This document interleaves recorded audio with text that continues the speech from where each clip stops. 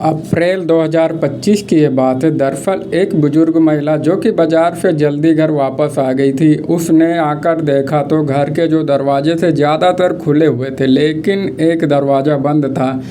लेकिन उस दरवाजे के पीछे से कुछ अजीब तरह की आवाज़ें आ रही थी। तब वो महिला एकदम शांत हो जाती और उस आवाज़ को सुनने लगती है, ये देखने के लिए कि आखिरकार ये आवाज़ें किस तरह की आ रही हैं और क्यों आ रही हैं। तभी उन्हें चुपके से उसने खिड़की से जब झांक कर देखा तो उस बुजुर्ग महिला का जो पति होता, उसकी उम्र लगभग 60 साल होती है और वो बिल्कुल नग्न अवस्था में था। उस व्यक्ति को देखकर वो एकदम हैरान हो जाती, परेशान हो जाती है, लेकिन उसको पैरों की ज़मीन तब खिसक जाती जब उस बुजुर्ग महिला ने अपनी ही सगी भतीजी को नग्न अवस्था में देखा और अपने पति के साथ देखा।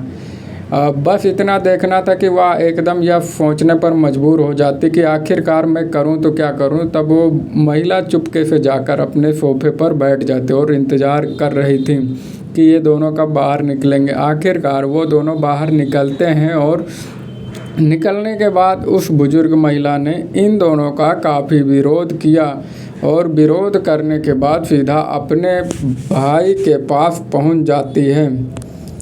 विरोध किया और सीधा अपने भाई के पास पहुंच जाती है और भाई से जाकर कहती है कि कुछ भी हो जाए, किसी भी कीमत पर तुम्हें अपनी बेटी की शादी करनी ही पड़ेगी, क्योंकि उसकी बेटी की जो उम्र हो चुकी थी वो लगभग 27 साल के आसपास हो चुकी थी।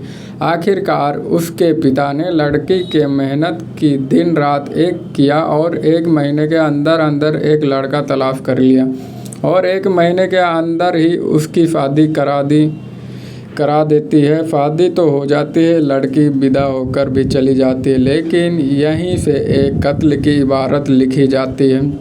वो भी ऐसा कत्ल जिसकी गूंजें पूरे प्रदेश भर में फैल जाती हैं।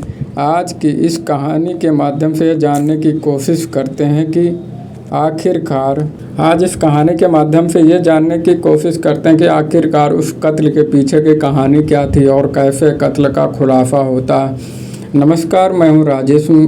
आज की जो सच्ची घटना मैं सुनाने जा रहा हूँ, यह घटना है बिहार प्रदेश का एक ज़िला औरंगाबाद ही एक यही सच्ची घटना है।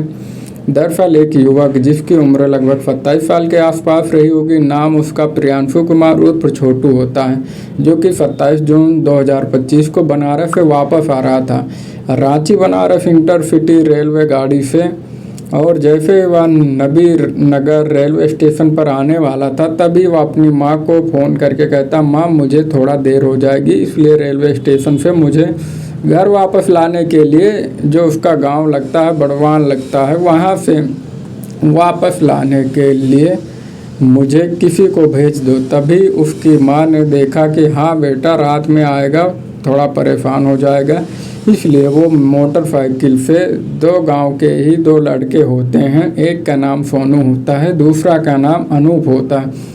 वो पल्सर बाइक लेकर सीधा रेलवे स्टेशन पहुंच जाते और वहां जाकर आराम से इंतज़ार कर रहे थे कि कब प्रियांशु उर्फ छोटू आएगा। और जैसे प्रियांशु उर्फ छोटू आता है, उसने अपनी वो बाइक पे बिठाते हैं और बाइक पे बिठाने के बाद 24 जून 2025 की रात 7:30 बजे के आसपास का यह वक्त रहा होगा। इसी बीच में बराबर में एक और बाइक आती है जो कि बहुत तेज़ी से आ रही थी और तेज़ी से आने के बाद एकदम से ब्रेक लगती है और ब्रेक लगते ही उस पर भी 2 लड़के बैठे हुए थे। वह पूछते हैं कि भैया, पहले नमस्ते करते हैं। नमस्ते करने के बाद पूछते हैं कि हम लोगों को देवराज विद्या एक गांव लगता है, वहां पर जाना है, रास्ता नहीं पता है, तो क्या आप अपने रास्ता बता सकते हो। जैसे ही बाइक सवार ने यहाँ पर इन 3 लड़कों से, जिस 3 लड़कों में प्रियांशु होता है, सोनू और अनूप होता है, इनसे पूछा जाता है कि हमें देवराज बिघा जाना है। तो वो कहते हैं कि आप परेशान मत होइए, यहाँ से थोड़ा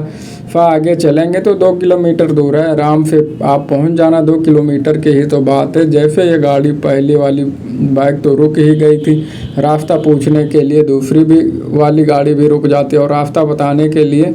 और जैसे रास्ता बताने वाली बात आती है, इसके बाद एक के बाद एक 7 या 8 गोलियां चलती हैं और जैसे ही गोली चलती है तुरंत ही ये गोलियां लग जाती हैं और प्रियांशु कुमार उर्फ छोटू को गोली लग जाती। उसके बाद यहाँ से वो भाग जाते हैं। जो गोली मारने वाले थे यहाँ से भाग जाते हैं। अब यह सोनू और अनूप ये समझ नहीं पा रहे थे कि आखिरकार करें तो क्या करें, क्योंकि उन्होंने काफ़ी चीखे चिल्लाए, शोर मचाया, आसपास के लोग भी आते हैं।